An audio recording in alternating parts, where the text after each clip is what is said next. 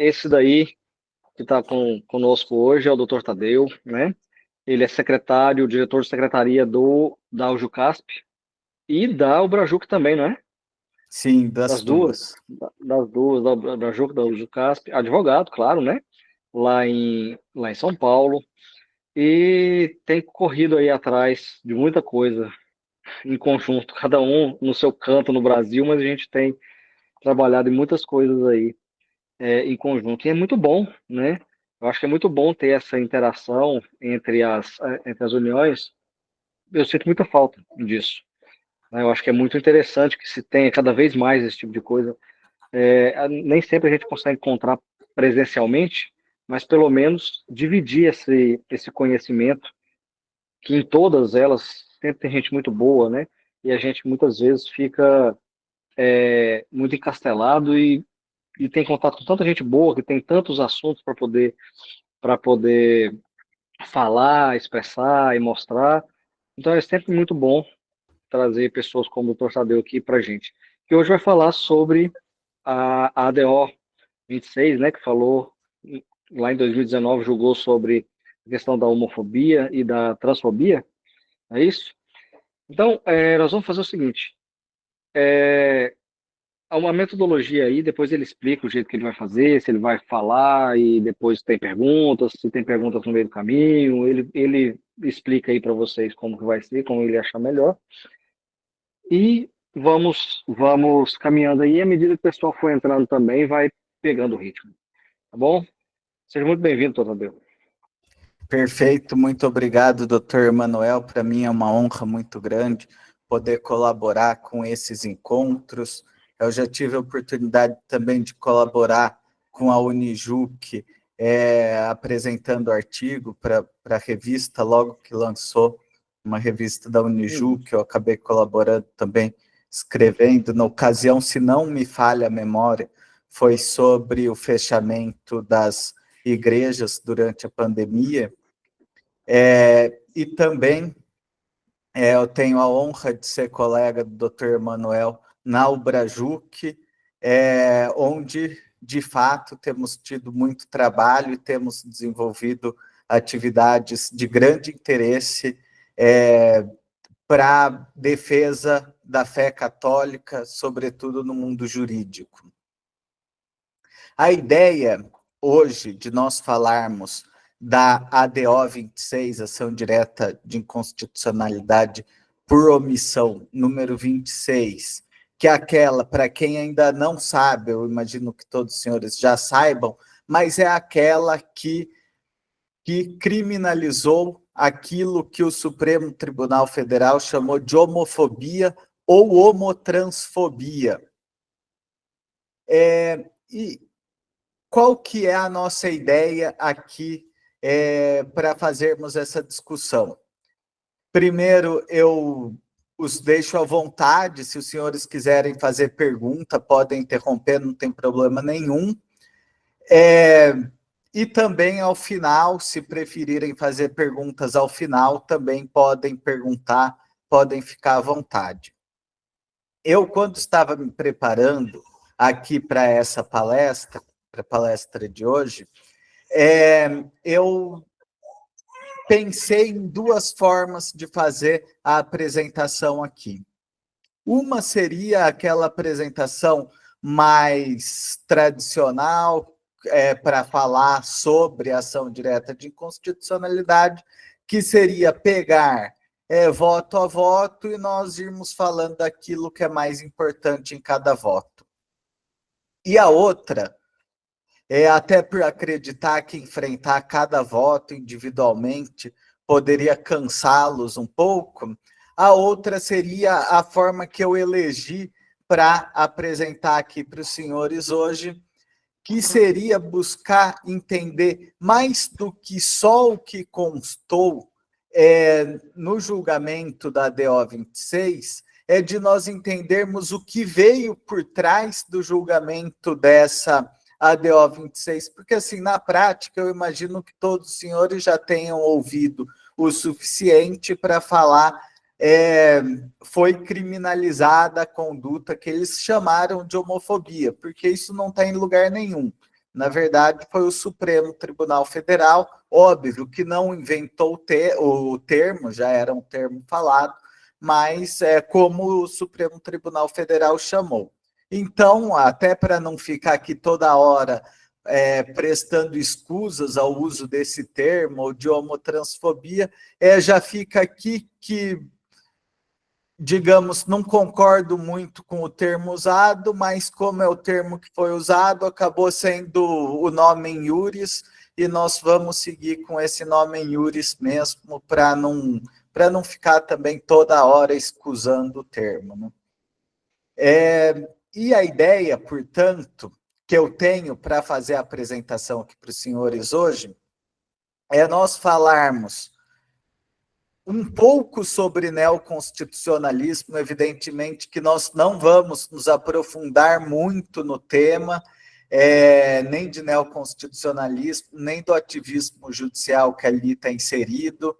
Nós vamos falar também da ação direta de inconstitucionalidade por omissão, que também é bastante relevante nós tratarmos sobre isso, porque nós vamos observar mudanças que vão levar a essa criminalização da homofobia, e vamos também falar depois de alguns passos que já foram dados, como o doutor Emanuel já disse, a ADO foi julgada em 2019, portanto já faz 5 anos, alguns passos a mais já foram dados, e é nisso também que a gente tem que tomar alguma observação.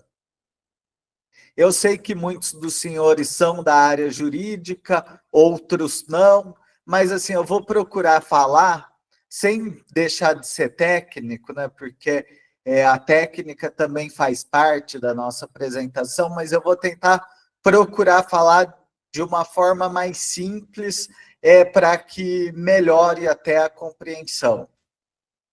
E aqui, para começar a nossa conversa, eu gostaria de destacar, portanto, que quando nós falamos em uma criminalização de uma conduta, seja ela qual for, pelo Supremo Tribunal Federal, nós estamos diante daquilo que insistentemente nós temos chamado a atenção, que é do tal do ativismo judicial.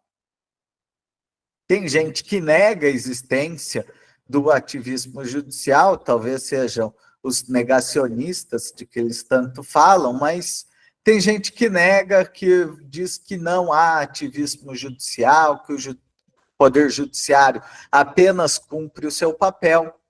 Mas muitas vezes as pessoas que dizem isso é porque estão embasadas em uma filosofia jurídica, que é a filosofia vigente, que é a do pós-positivismo, que dá origem, portanto, ao neoconstitucionalismo, ao que nós chamamos de neoconstitucionalismo.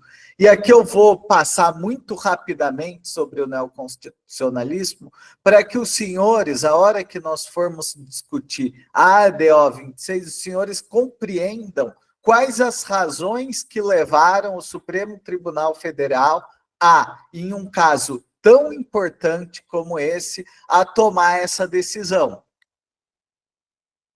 E então, quando nós falamos de neoconstitucionalismo, nós devemos ter em mente que o neoconstitucionalismo ele vai surgir no pós-guerra, né? Então, assim, de uma forma, pós-Segunda Guerra Mundial. Porque, de certa forma, o mundo jurídico ele conviveu e convive com diversas ideias, com diversas filosofias, que tem lá as suas fontes, seus significados, etc., mas isso não vem ao caso. Mas fato é que, de um tempo para cá, e aqui eu nem vou voltar para o direito natural, que seria também muito interessante tratar desse tema, mas daria uma aula só disso, e eu imagino que os senhores vêm se preparando com a Uniju, que já devam ter ouvido falar do direito natural. Mas, assim, voltando lá para o século XX, para o começo do século XX, e até um pouco antes, no século XIX também, nós tínhamos uma situação que, primeiramente, havia uma lei, e essa lei, em geral, ela deveria ser interpretada pelo Poder Judiciário. O julgador, digamos assim, ele era considerado o boca da lei, né? Então, ele via o que estava na lei, via o caso concreto e aplicava a lei. Era assim que o juiz funcionava antigamente. Até que, em um caso que foi na Suprema Corte dos Estados Unidos, a Suprema Corte entendeu que competia àquela Suprema Corte, competia a ela também fazer uma revisão judicial, né, que nós chamamos de judicial review, que seria essa revisão judicial, quer dizer, que o Poder Judiciário olhasse para a lei, que é um produto do processo legislativo, olhasse para a lei e falasse, olha, essa lei ela é válida ou essa lei é inválida, e a partir disso nós também temos o desenvolvimento de outras teorias também na Europa, e aqui eu destaco especialmente o positivismo, fruto da teoria pura do direito de Hans Kelsen, que vocês também já devem ter visto, já devem ter tido contato,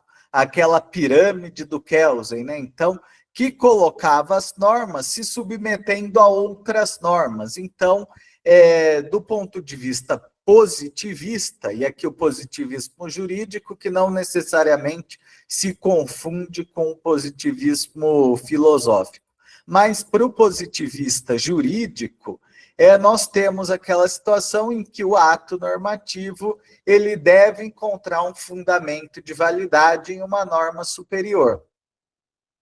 A norma superior nessa pirâmide, a norma superior estabelecida, né, pelo povo, pelo homem, seria a Constituição. Isso porque eu estou afastando da teoria do Kelsen aquilo que nós conhecemos como norma hipotética fundamental. Mas aqui, só para ficar um pouco mais claro para a gente, para o positivista, uma lei é válida se ela não contrariar uma norma superior, que aqui para nós será a Constituição. Então, a lei é válida se ela estiver de acordo com a Constituição. Se ela não estiver de acordo com a Constituição, ela é inválida e deve ser extirpada do ordenamento jurídico ou a solução que se queira dar. Mas, então, basicamente, o positivista, ele pensava assim, você tem as normas e elas devem se reportar a normas superiores e seguir isso. Só que aí, por conta da Segunda Guerra Mundial, em que muitas vezes se falou que o positivismo justificou as atrocidades do nazismo, há até quem diga, e eu não sei porque eu não cheguei a estudar especificamente essas leis, é muito comum, é voz corrente no direito, que Hitler não teria desrespeitado nenhuma lei positiva e fez tudo conforme a lei e ainda assim cometeu todas as atrocidades que cometeu. Mas isso não vem ao caso. Fato é que no mundo, depois da Segunda Guerra Mundial, as pessoas viram que realmente o positivismo não era a melhor solução. Aquelas mesmas pessoas que diziam que o direito natural estava ultrapassado, que não se deve falar de direito natural, porque a norma tem que estar prevista, porque isso dá segurança jurídica, e porque isso, e porque aquilo. Mas essas mesmas pessoas passaram a falar, opa, peraí, não pode ser assim, porque nós estamos tirando o valor da norma, e ao tirar o valor da norma, nós estamos permitindo que as atrocidades sejam cometidas.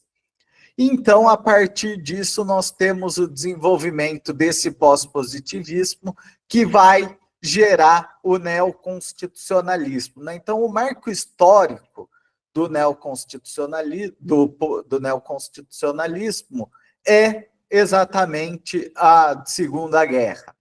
Só que no Brasil, isso só vai chegar muitos anos depois com a Constituição de 88. E ainda assim, a passos muito tímidos perto do que nós temos hoje, porque hoje a Constituição já está com 36 anos, né? Então, muito se avançou nessa corrente de lá para cá. E aí, aqui vem a parte importante que eu tenho para falar do neoconstitucionalismo. O neoconstitucionalismo ele vai se pautar por 3 marcos teóricos. Um é que a Constituição tem força normativa. Então, nós vamos falar em força normativa da Constituição. O que significa que a norma constitucional não é mais uma norma que só tá lá de enfeite. Ela é uma norma que também impõe aos poderes seguirem a Constituição. A segunda coisa, e aqui muito importante também, é a chamada jurisdição constitucional. O que significa falar nesse marco teórico que é a jurisdição constitucional? Ora, vai significar que o poder judiciário, ao lado do poder legislativo, também seria um ente criador do direito constitucional. E aqui vem o grande problema que nós vamos enfrentar um pouco mais para frente.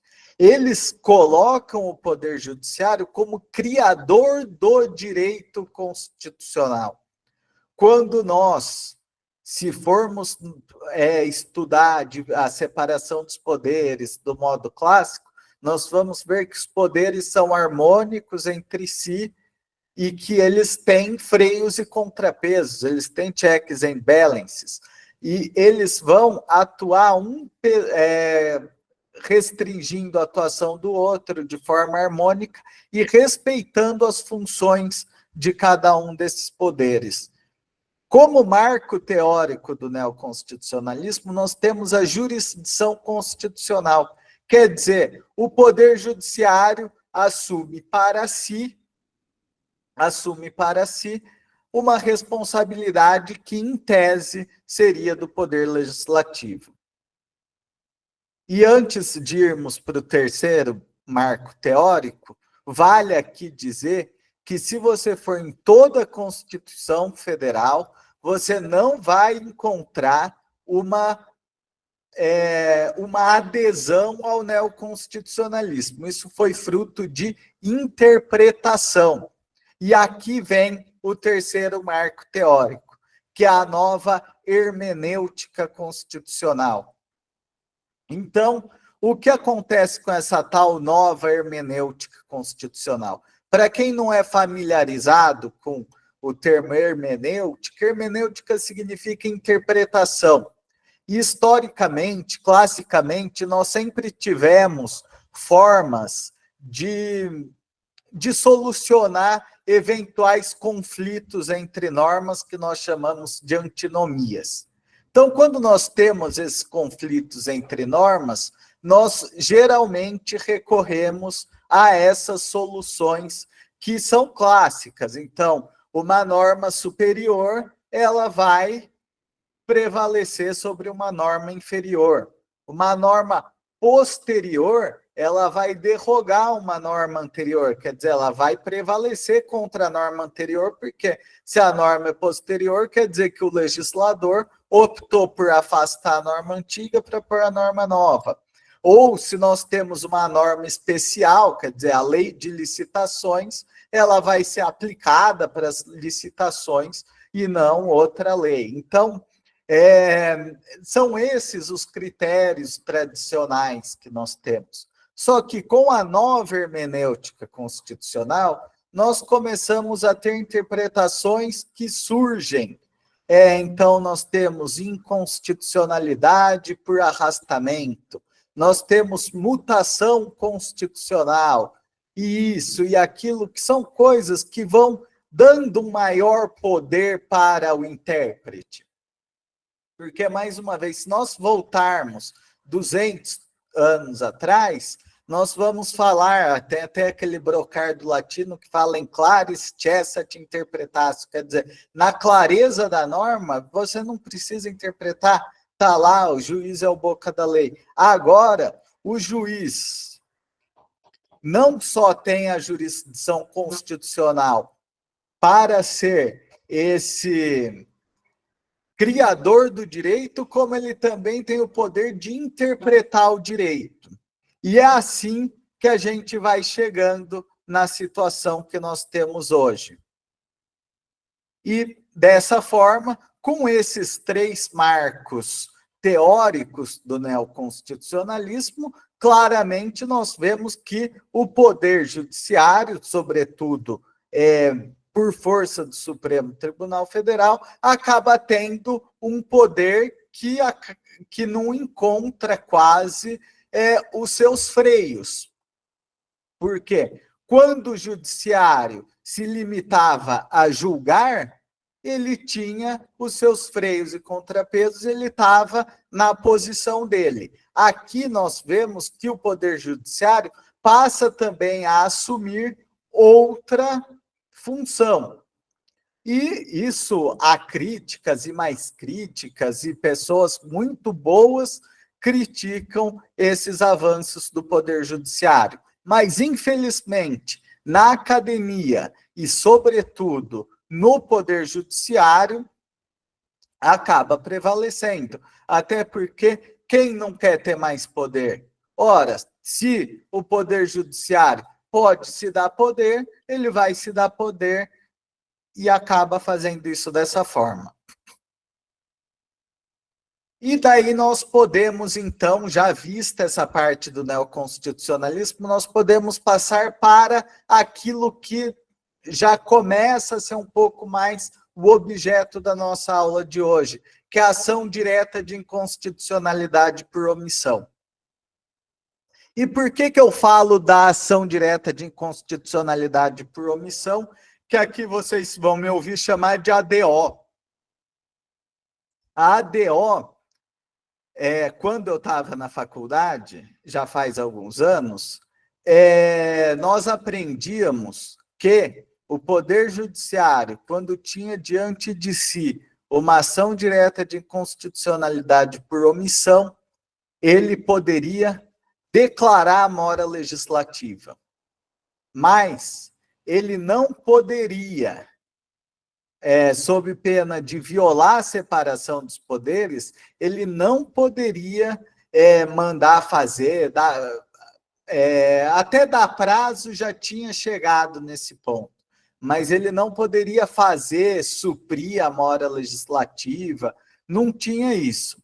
Mas, aí, buscando agora os marcos teóricos, quando se fala na força normativa da Constituição, na jurisdição constitucional, nessa nova hermenêutica constitucional, com o tempo, o Supremo Tribunal Federal falou: agora nós não vamos mais só declarar a omissão legislativa, nós vamos começar também a resolver os problemas aqui.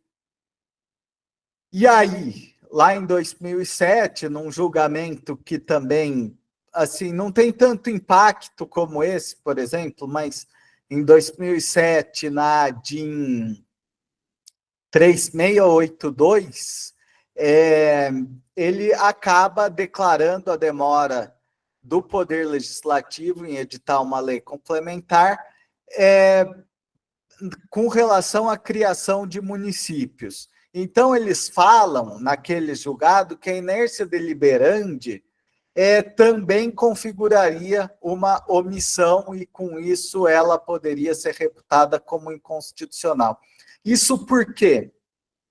Porque até 2007, até esse julgamento, o que se entendia no Supremo Tribunal Federal? Se entendia assim: o Poder Legislativo está discutindo, tem um projeto de lei lá falando sobre isso. Ora, se o Poder Legislativo está discutindo, então eu não posso fazer nada. E aí, em 2007, ele vem e fala: não, mas a inércia também, a inércia deliberante, né, quer dizer, a falta da deliberação, também justifica aqui a gente a intervir.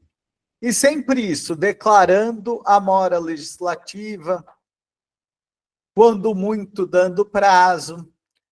Mas aí nós temos uma mudança paulatina de entendimento do Supremo Tribunal Federal, porque ele começa a entender que a atuação dele nas ações diretas de inconstitucionalidade por omissão não estavam dando a efetividade dos direitos fundamentais e, por isso, não estavam atribuindo à Constituição a sua força normativa.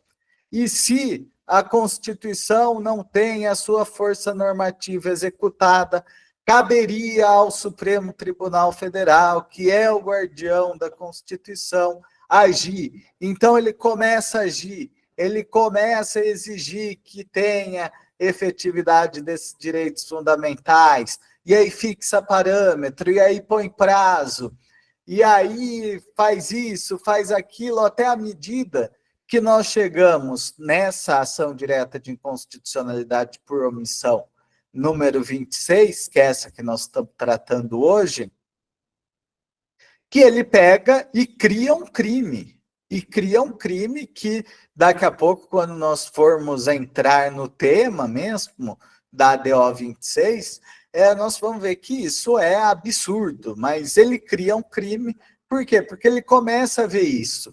E ao lado da ADO, porque aqui, quando nós falamos de ADO, nós estamos falando em controle concentrado de constitucionalidade. Quer dizer, nós estamos partindo aí do abstrato, né? Então, essa lei, ela é constitucional ou ela não é constitucional? E no caso aqui da omissão, nós estamos diante de uma omissão que é constitucional ou não, discutindo genericamente. Ao lado da ADO, nós temos também o chamado mandado de injunção. O mandado de injunção, ele já é um remédio constitucional, que aí você não tem aqueles legitimados de controle concentrado, que ele está lá na Constituição, está previsto na Constituição, que quando faltar uma norma regulamentadora,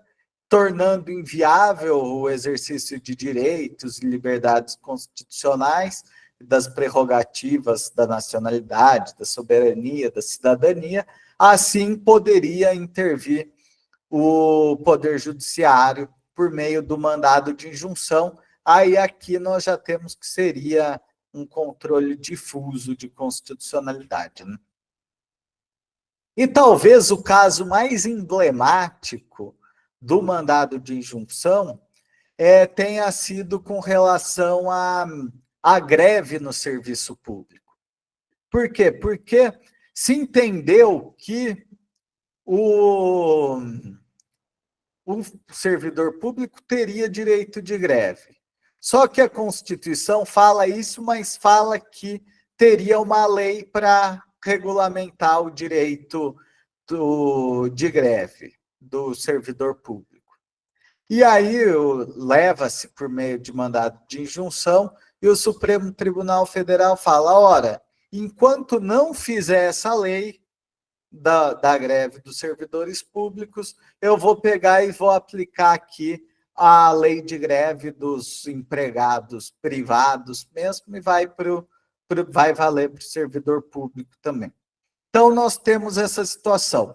Nós temos uma ADO e nós temos o mandado de injunção.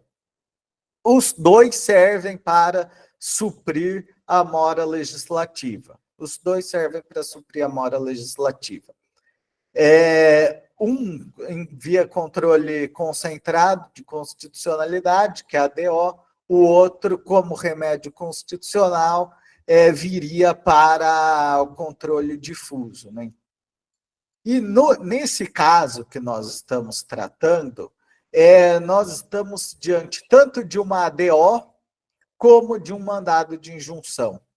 A ação direta de inconstitucionalidade por omissão número 26, ela foi proposta pelo PPS, PPS é um partido político que veio lá do Partidão, né, do PCB, e depois ele veio como PPS, hoje ele se chama Cidadania e está federado, está junto, praticamente a mesma coisa com o PSDB. PSDB e o PPS, né, agora com o nome de Cidadania, estão juntos. Vários partidos têm isso ultimamente, eles têm mudado muito de nome também.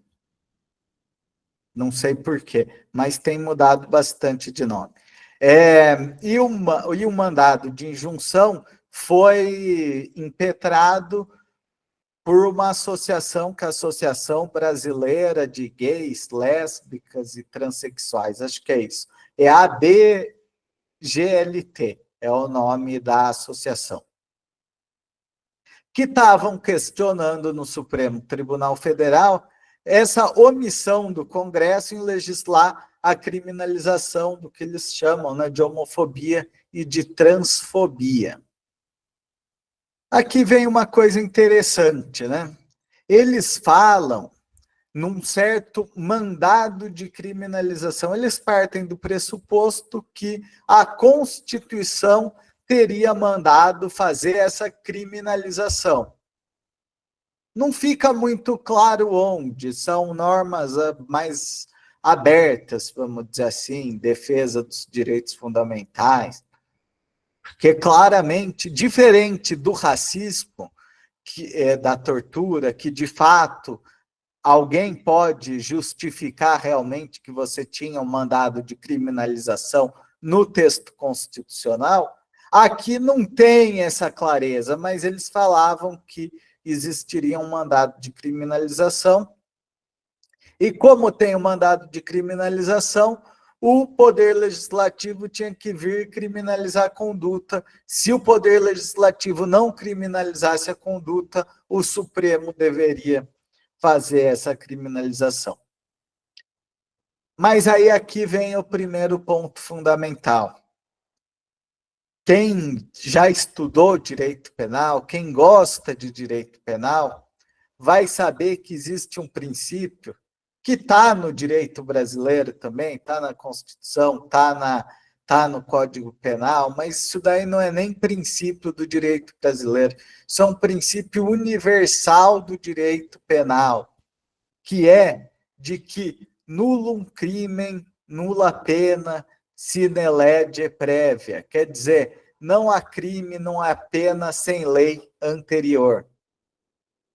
Quer dizer, para que você crie um crime, é preciso que tenha uma lei, e uma lei anterior ao fato. Eu não posso criminalizar também uma conduta que já foi realizada. Quer dizer, eu vou, a partir de agora, criminalizar a conduta de ir a estádios de futebol, por exemplo. Não posso criminalizar essa conduta. Quer dizer, até se alguém achar normal criminalizar essa conduta, vai criminalizar, mas quem já foi no ano passado, ontem, anteontem, não cometeu crime.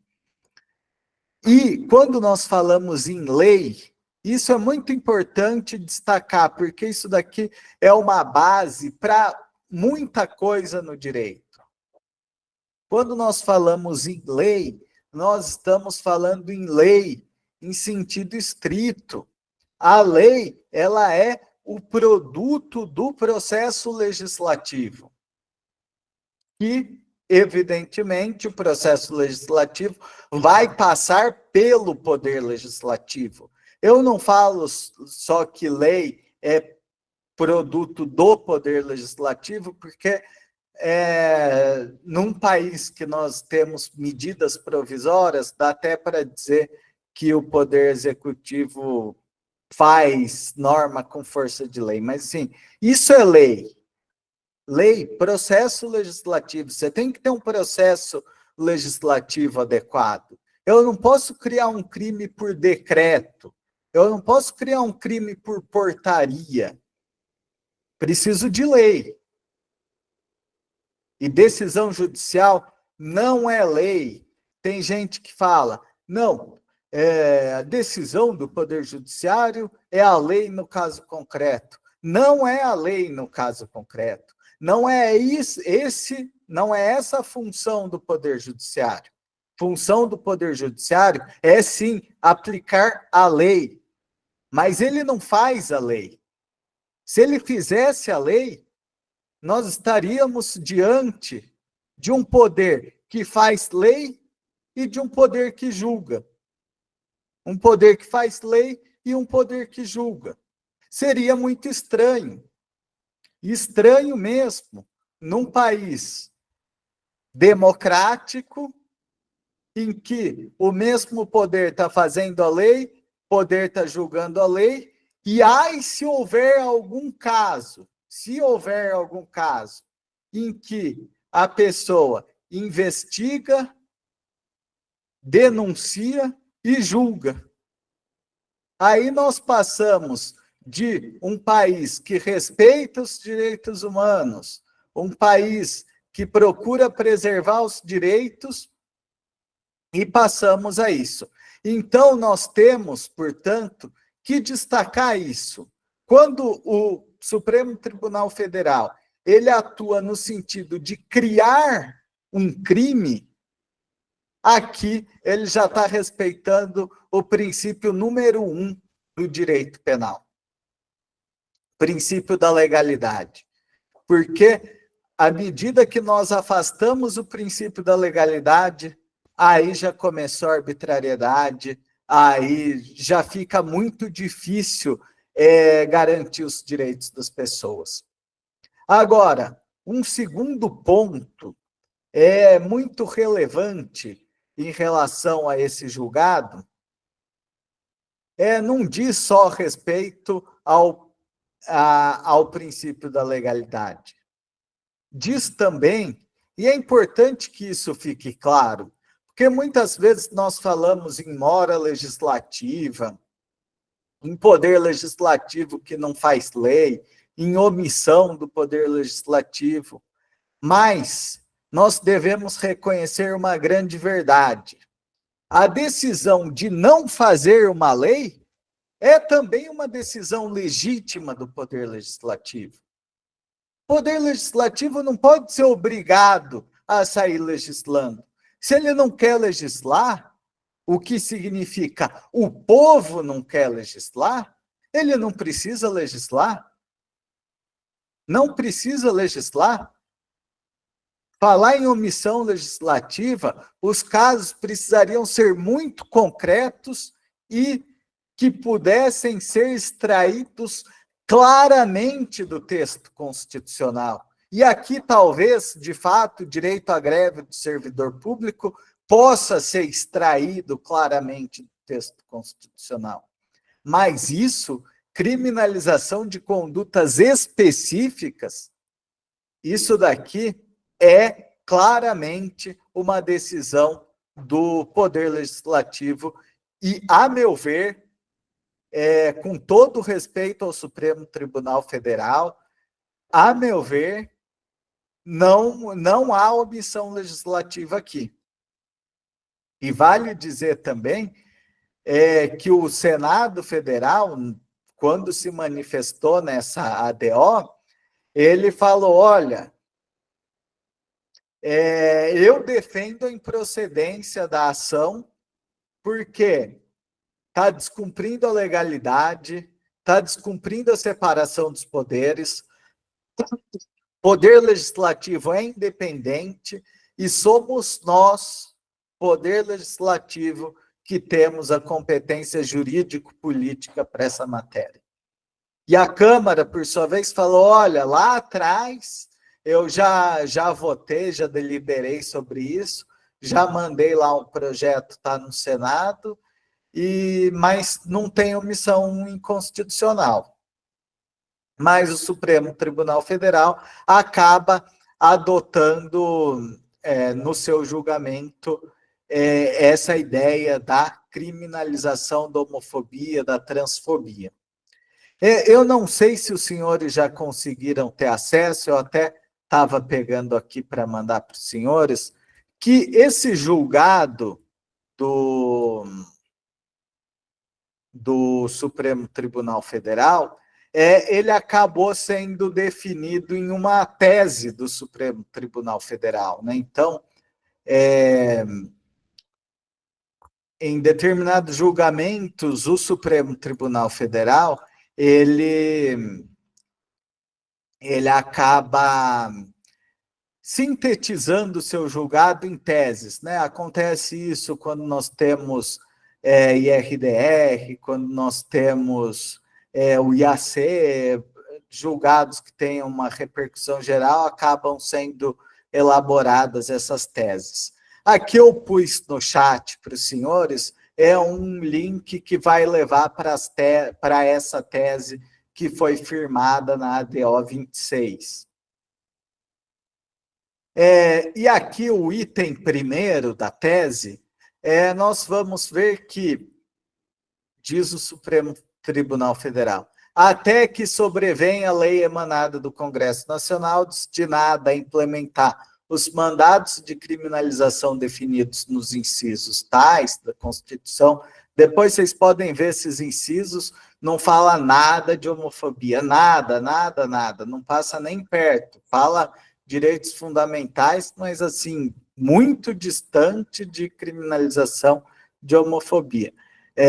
As condutas homofóbicas e transfóbicas, reais ou supostas, e aí ele explica o que seria, né? Aversão odiosa, orientação sexual, identidade de gênero, ajustam-se os preceitos primários da incriminação definidos na Lei 7716. Essa lei é a lei do racismo. E também que a circunstância do homicídio doloso também qualifica por motivo torpe. Então, aqui o seguinte, o que entendeu o Supremo Tribunal Federal usando esse item 1 da tese? Ele pegou e falou, olha, essa conduta de homofobia e transfobia, eu vou pegar essa conduta e vou falar que ela se amolda às condutas da lei do racismo. Então, virou racismo. Uma conduta de homofobia, de transfobia, agora é considerada como uma conduta de racismo processada na lei do racismo. Mas notem, aqui há uma ressalva, até que sobrevenha a lei emanada do Congresso Nacional. Quer dizer, me parece que se o Congresso Nacional afastar a mora legislativa, criando uma lei que a separe do racismo, talvez não seja mais considerada como racismo. E aqui há uma gravidade tremenda quando nós falamos de equiparar conduta, qualquer que seja, ao racismo.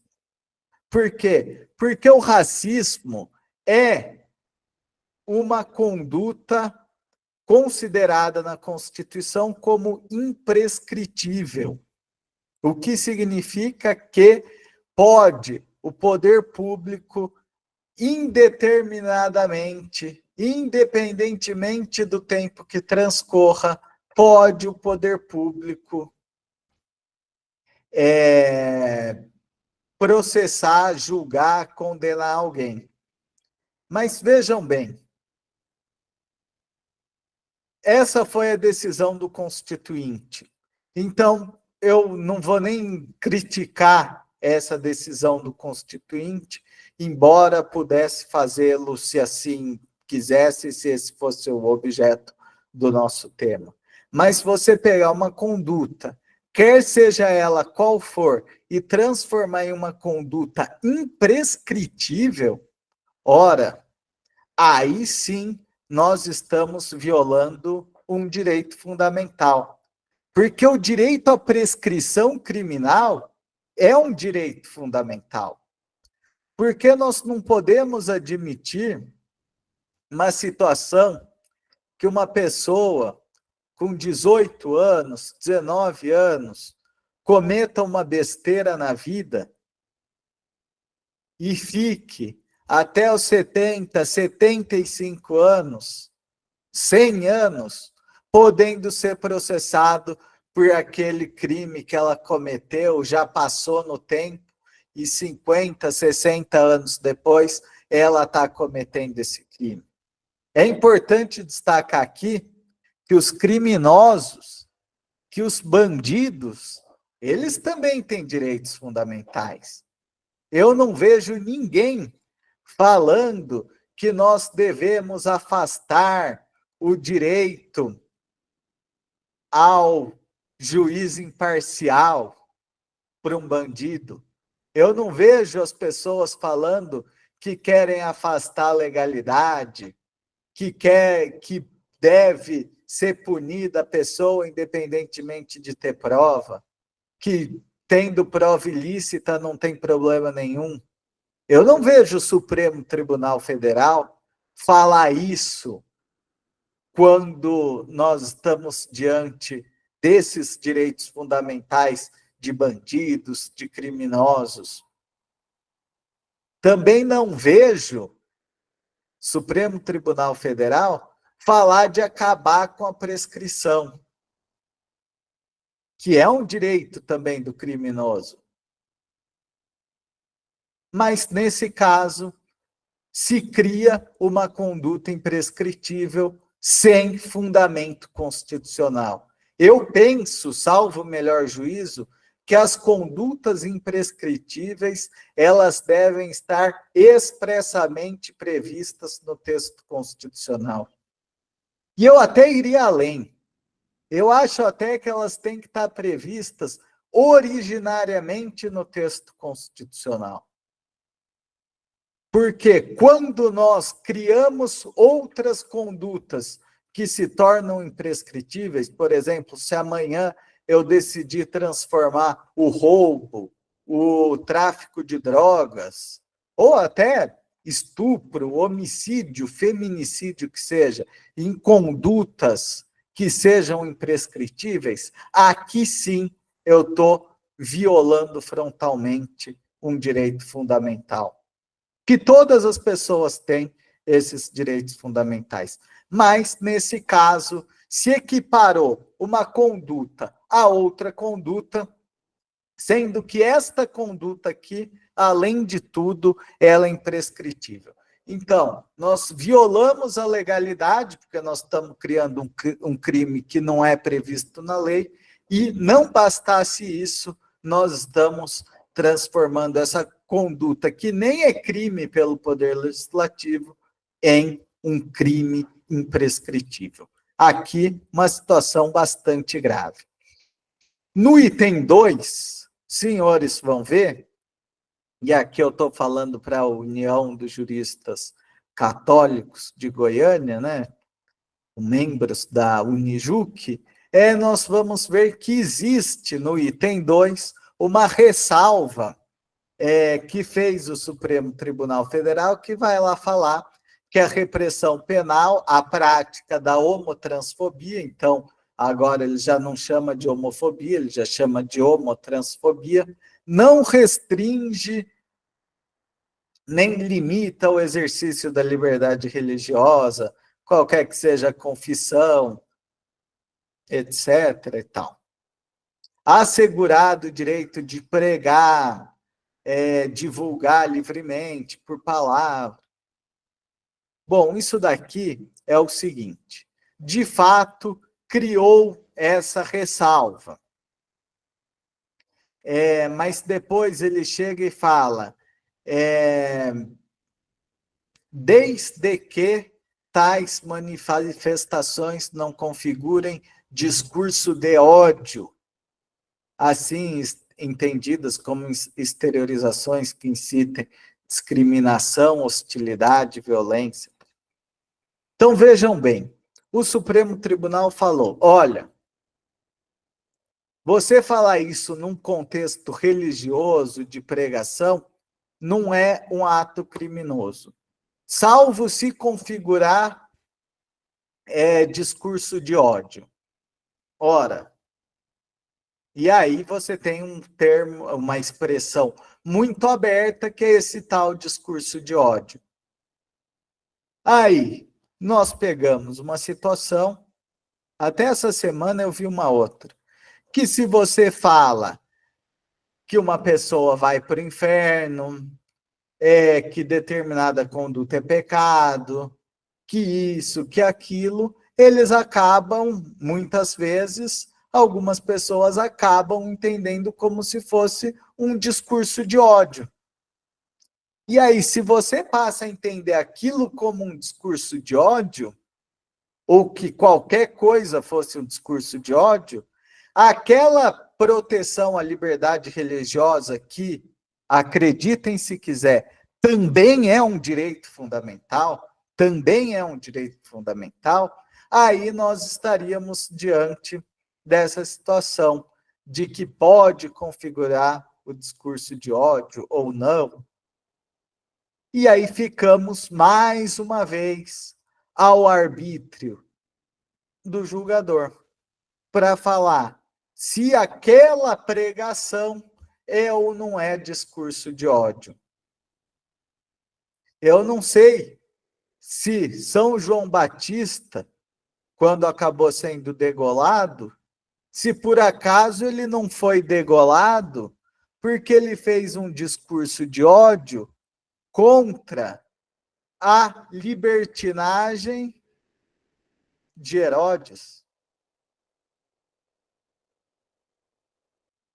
Afinal, ele acaba dizendo que ele defende, né, o casamento, ele aponta os erros. Aquilo teria sido um discurso de ódio? Se eu, por acaso, vier e falar, não, eu acho que nós devemos afastar o divórcio da ordem jurídica, seria isso um discurso de ódio contra as pessoas divorciadas? E assim nós ficamos, mais uma vez, submetidos ao arbítrio do julgador. Então, isso é um ponto de se tomar muito cuidado. Essa semana, eu recebi essa semana uma denúncia no termo técnico, é o ajuizamento de uma ação penal pelo Ministério Público, se eu não me engano, do estado do Rio de Janeiro, acusando um padre de ter cometido esse crime, exatamente o crime de homofobia. Na verdade, o Ministério Público até foi além, não é homofobia, não é homotransfobia. Agora é homo, lesbo, bitransfobia. Ele colocou isso e acaba denunciando esse sacerdote por esse crime. E, infelizmente, o sacerdote não teve o respaldo da diocese dele e vai responder por esse crime e acabou, infelizmente, até sendo afastado das suas funções, como se, de fato, ele tivesse cometido um crime. Mas, realmente, talvez os sacerdotes que se limitem a só falar o que o mundo quer ouvir, realmente eles não sejam perseguidos.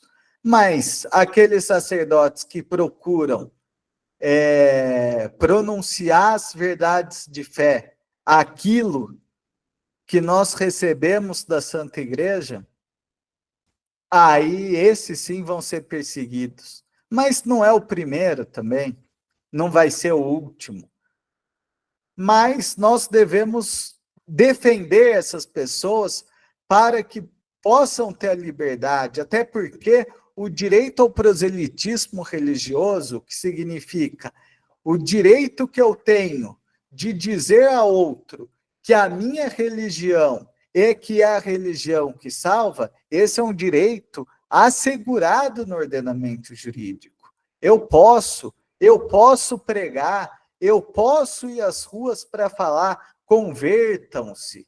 Isso é um direito meu e eu posso fazer isso.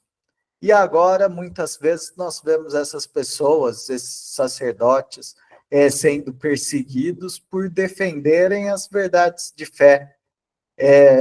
mas, como nós sabemos, a igreja foi, ao longo da sua história, perseguida por ser onde está guardado o depósito da fé verdadeira. Então, foi assim lá desde os romanos, foi assim depois, ao longo de toda a história, foi assim depois da perseguição que os protestantes fizeram contra a Santa Igreja, foi assim com a Revolução Francesa, foi assim no comunismo, foi assim no modernismo, e é assim ainda hoje, porque quantas pessoas ainda são martirizadas em nossos tempos.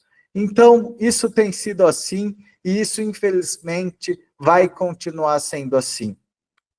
Mas antes de terminar, para além dessa situação a que nós nos submetemos, que é de na ADO 26 e no mandado de injunção, que foi julgado junto com a ADO 26, nós termos esse reconhecimento dessa conduta como um crime, acaba que nós estamos também caminhando para um próximo passo.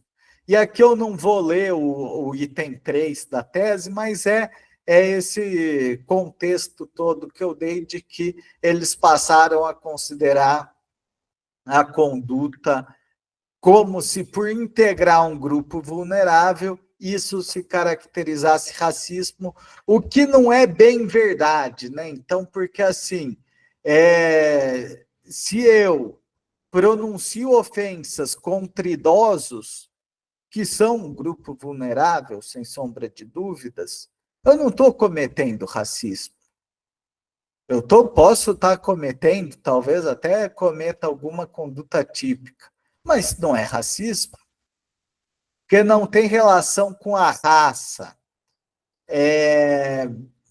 Eu entendo que, de fato, a lei do racismo ela não limita a raça, ela também vai falar de cor, de religião, de origem, de portador de deficiência. Mas, assim, o fato de ser um grupo vulnerável não justifica. Até porque há muitos grupos vulneráveis que não têm proteção. Por exemplo, falar mal dos moradores de rua. São um grupo vulnerável, sem sombra de dúvida, que precisam da proteção, inclusive proteção do Estado, que o Estado tem que atuar subsidiariamente para proteger essas pessoas. Mas racismo não me parece que seja o caso. Mas, bom, partindo para a evolução dessa ADO 26, que, como eu disse, ela já tem 5 anos, e aqui, já caminhando para o final da minha exposição, acontece que não parou por aí. No julgamento de um habeas corpus, e quando nós falamos de habeas corpus, o julgamento, teoricamente, é só para aquele caso concreto, mas que vem se estendendo para outras situações.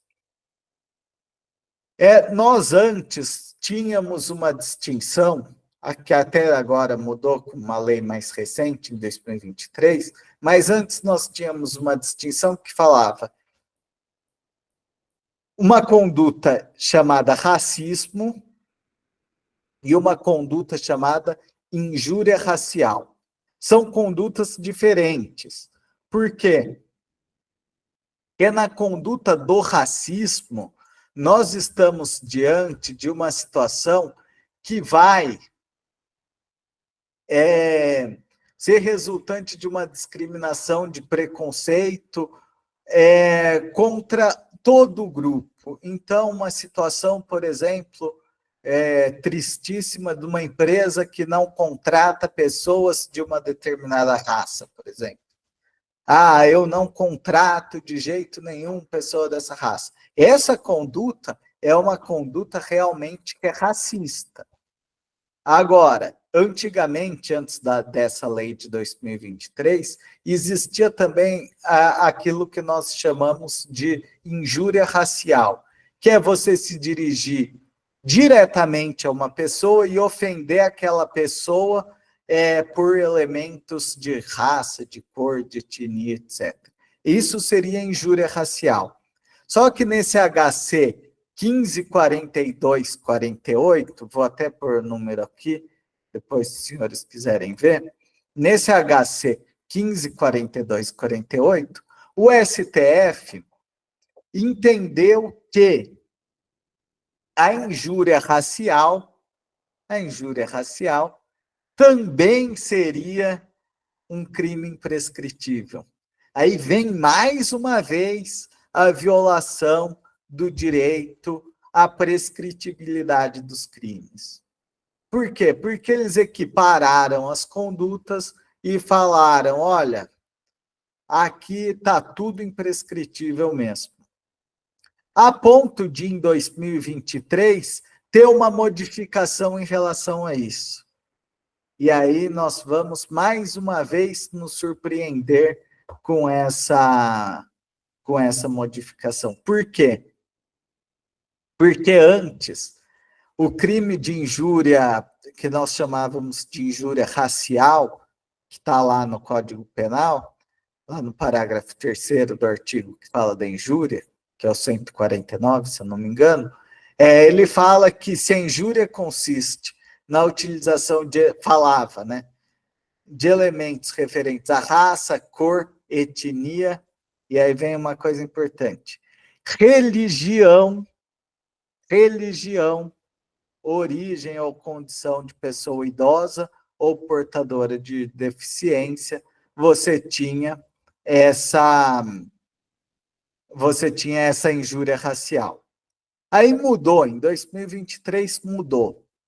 Para quê? Justamente para transformar a injúria racial em crime imprescritível. Por quê? Porque ele pegou a injúria racial e mandou lá para a lei do racismo, a lei 7716. Mandou para lá. Enquanto no parágrafo 3º, que agora não é mais imprescritível, antes era imprescritível. Agora não é mais imprescritível. Bom, pelo menos isso.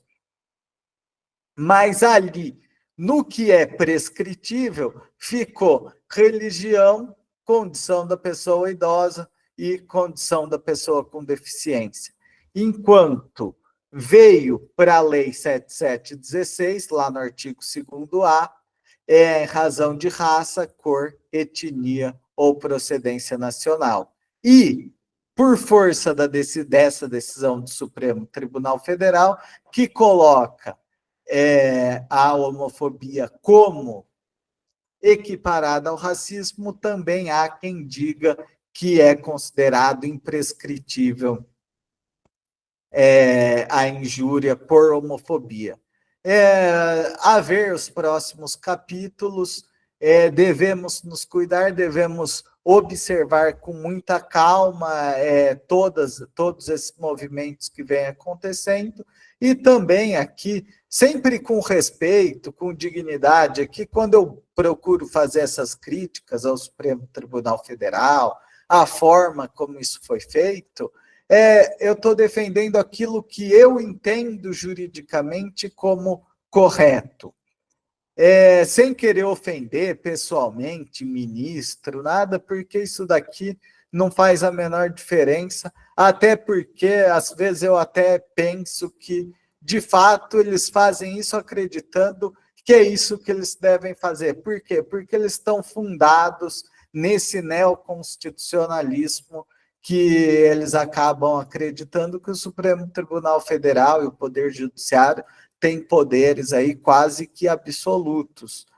Mas que nós temos uma visão diferente. E se ainda estamos em uma democracia, e eu acredito que ainda estamos em uma democracia, essas opiniões, sobretudo porque se inserem no âmbito acadêmico, devem ser também respeitadas. Então, sempre observando isso, fazer as críticas também com respeito, dirigindo não as pessoas dos ministros, mas sempre ao objeto das questões discutidas. É isso que eu tenho procurado fazer, até para que não gere situações de maiores desconfortos. E aqui também sempre confiar na providência, né? Pedir a Deus, por intercessão de Nossa Senhora Aparecida, Rainha do Brasil, por intercessão de São Pedro de Alcântara, cuja festa vamos celebrar no dia 19, também padroeiro do Brasil, para que intercedam pelo nosso país, para que aqui cumpra, de fato, a vocação do Brasil, que é uma vocação para trazer frutos de santidade. Foi isso que Pero Vaz de Caminha escreveu lá na carta dele, que é, na verdade, a certidão de nascimento do Brasil. Então, que Dom Manuel, o Venturoso, ele recebe essa carta e ali Pero Vaz de Caminha fala, olha, parece ter uma terra fértil, tudo, mas aqui eu vejo que é uma terra também muito fértil para a santificação dessas pessoas que aqui já vivem. Então, vamos pedir a Deus essa graça para que o Brasil cumpra a sua vocação de ser também um celeiro de santidade. Muito obrigado a todos pela atenção.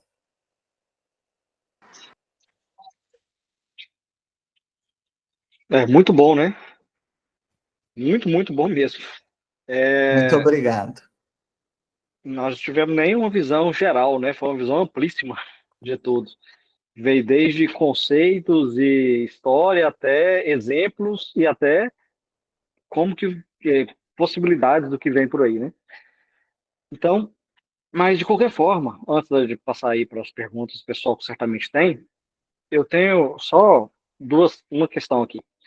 Eu não sou criminalista, né? Mas a gente, assim, o mínimo a gente sabe, né?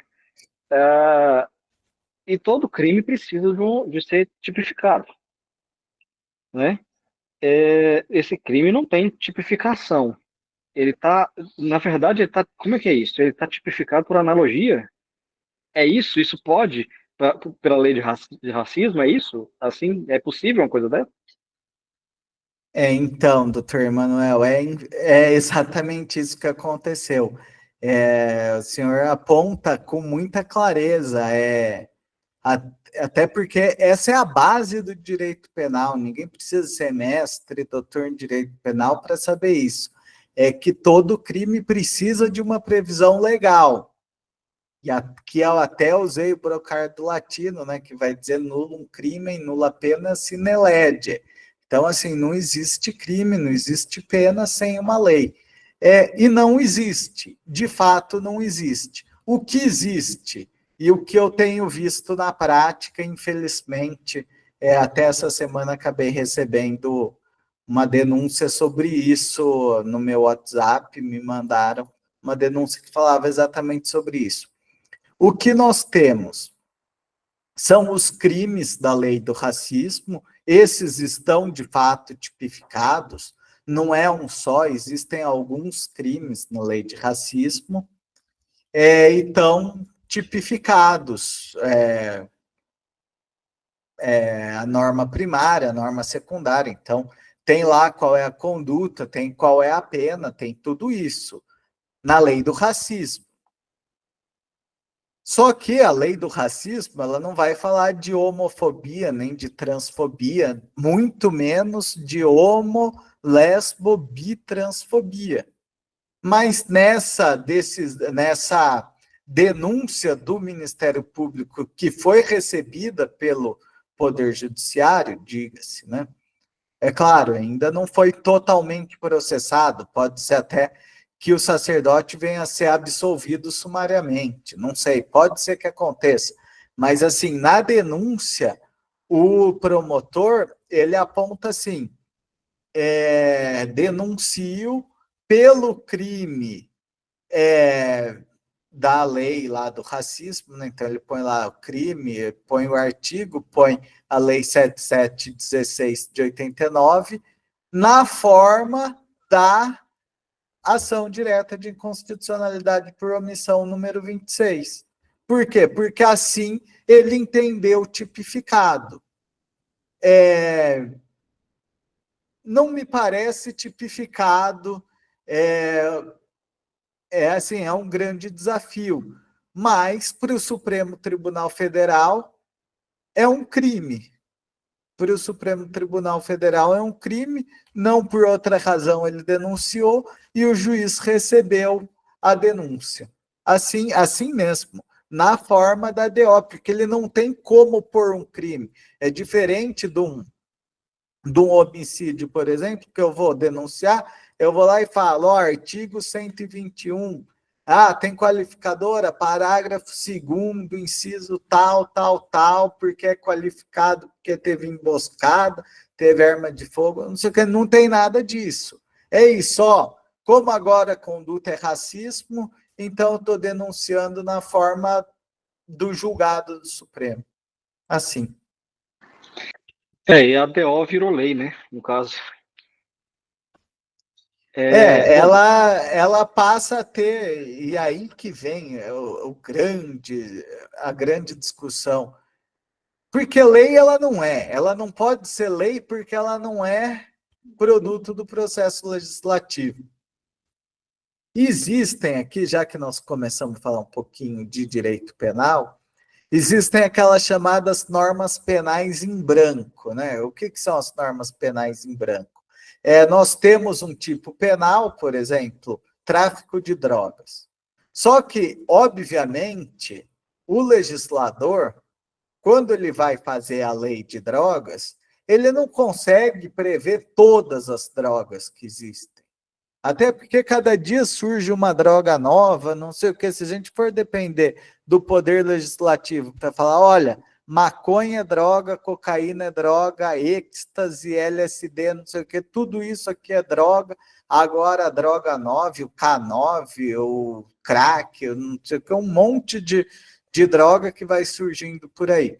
Então existem essas normas penais em branco que falam, olha, tráfico de drogas é crime. Quem vai definir o que é droga? Aí o Poder Executivo tem lá uma lista de tudo que é droga. Por quê? Porque é muito mais fácil o Poder Executivo falar, olha, isso daqui é droga, isso daqui não é mais droga. Então, isso existe, são as normas penais em branco. A lei do racismo não é uma norma penal em branco. Por quê? Porque a lei do racismo ela vai falar com todas as letras lá no artigo 1º serão punidos na forma dessa lei os crimes resultantes de discriminação ou preconceito de raça, cor, etnia, religião ou procedência nacional. Eu não vejo orientação sexual, que acho que nem é o termo, mas que a expressão que pode usar, eu nem sei qual que é atualmente, mas eu não vejo orientação sexual ou equivalente à orientação sexual como parte da lei do racismo. Então, desde logo, deveria ser afastada a lei do racismo. Só que, creio eu, o juiz esteja de mãos atadas, porque acaba tendo uma denúncia nesse sentido. Só com relação a esse caso, eu não sei se os senhores chegaram a ter acesso a essa denúncia,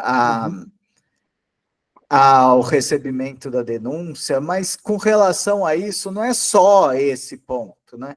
Tem o ponto que é precisamente o do 2º item da tese do Supremo Tribunal Federal, que me parece o órgão ministerial, ao denunciar, me parece que ele afastou o item 2º.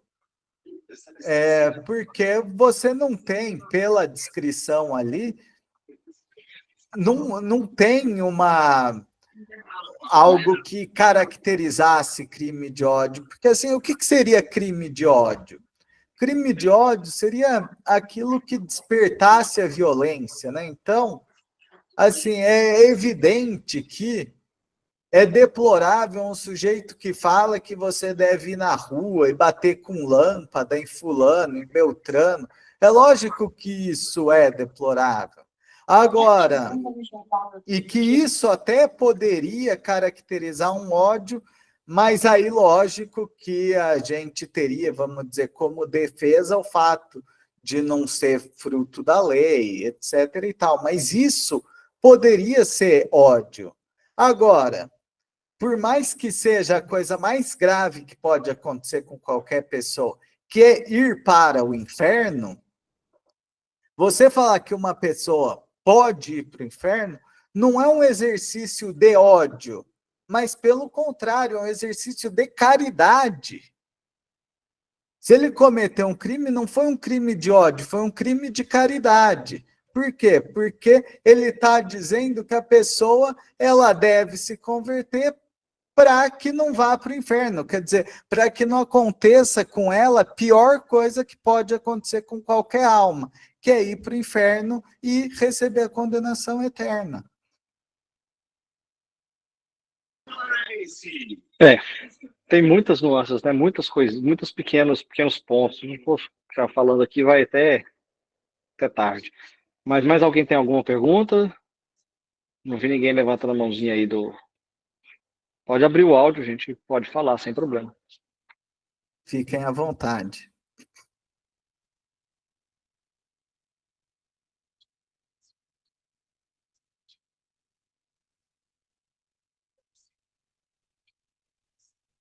Bom, parece que ninguém, né? Mas só uma última observação, só para a gente poder encerrar então. Não dando ideia, mas essa é um fato que pode acabar se as coisas continuarem caminhando nesse sentido.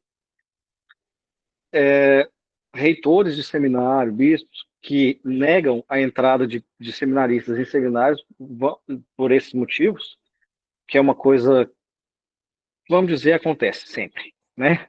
Que não é tão incomum assim. Vai acabar caindo nessa situação de racismo. Não é nem de injúria racial, vai ser de racismo mesmo. Não é isso? Pelo que eu entendi? Me parece que, de fato, se eles começarem a entender que isso caracterizaria ódio, por mais que essa seja a doutrina, e aí que vem o ponto de vista prático, né? Como que vai funcionar o ponto de vista prático? Por quê? Porque ele fala isso de que a repressão não alcança, não restringe, não limita a liberdade religiosa, só que ele mesmo no próprio texto já está limitando a liberdade religiosa quando ele fala de um tal de discurso de ódio que incita discriminação, hostilidade ou violência. Todos os termos genéricos, né? Talvez a violência é o menos genérico, mas assim, o que é incitar uma discriminação? Não receber uma pessoa homossexual num seminário incita a discriminação? Se ele entender que incita a discriminação, ele vai entender como expressão de ódio. E se ele entende como expressão de ódio, logo ele entende como crime de homofobia, que é equiparado ao racismo, e assim vai. Então, eu lembro, eu acho que foi em 2019 mesmo, que eu escrevi um artigo para o Jucasp, e nesse artigo que eu escrevi para o Jucasp, tinha acabado de sair essa decisão, nem tinha nada a ver com isso. Eu nem estou lembrando do que era o artigo. Mas eu lembro que eu comentei, eu falei, olha, tem essa decisão e nós vamos ver como ela vai ser aplicada. Mas aqui mora um grande perigo. E, de fato, quando nós deixamos ao arbítrio do julgador definir o que é ódio, o que não é ódio, o que é homofobia, o que não é homofobia, aí nós realmente vamos ficar numa situação muito difícil e eu não duvido que daqui 1, 2, 3 anos nós tenhamos algum bispo respondendo por ou não aceitar, ou que é até mais comum, me parece, expulsar um seminarista que tenha, por exemplo, praticado atos homossexuais durante o seu período de seminário. Bom, então é isso. Eu acho que a gente conseguiu colocar aí de uma forma geral, né? Como eu falei, até mais ampla, sobre o assunto, apresentar muito bem isso daí. Agradeço muito a sua presença, sua disponibilidade, né? Seus conhecimentos colocados aqui. E muito obrigado, né? Espero que aconteça de novo. A gente Eu é vamos, que vamos pensar em outro agradeço. tema. Vamos pensar em outro tema e trazer para cá de novo, porque foi muito bom. Eu que agradeço e fico sempre à disposição, viu, doutor Emanuel? Para mim, uma grande alegria poder colaborar e ainda ver que já algumas pessoas aqui online, outras que vão ver depois, mas que são pessoas que, até pelo que o senhor me falou, estão muito dispostas a aprender e a buscar informações para trabalharem por aquilo que é o que mais vale a pena trabalhar, né? Que é também pela salvação das almas, né? São João Bosco, ele falava, né? Me tira tudo, só me dá as almas. E é isso. Eu acho que ser católico também faz parte disso, né? A gente procurar ser exemplo de fé, mas mais do que isso, também poder apresentar às pessoas um caminho de santificação, e aí, nesse ambiente, também nós temos esse caminho. Então, que essas pessoas que nos acompanham agora ao vivo ou em outras oportunidades também consigam, se eu puder ajudar um pouquinho, para mim já é muito, e assim nós entregamos para Deus fazer todo o resto, porque tudo vem dele, né? Então, muito obrigado a todos e obrigado aí pela oportunidade e fico sempre à disposição. É isso. Resumiu muito bem. Então, agradeço a presença de todo mundo também, né? E a gente espera que nas próximas vezes estejam todos presentes aqui junto com a gente também de novo. Tá bom? Até logo. Até Tchau, mais. tchau. Muito obrigado.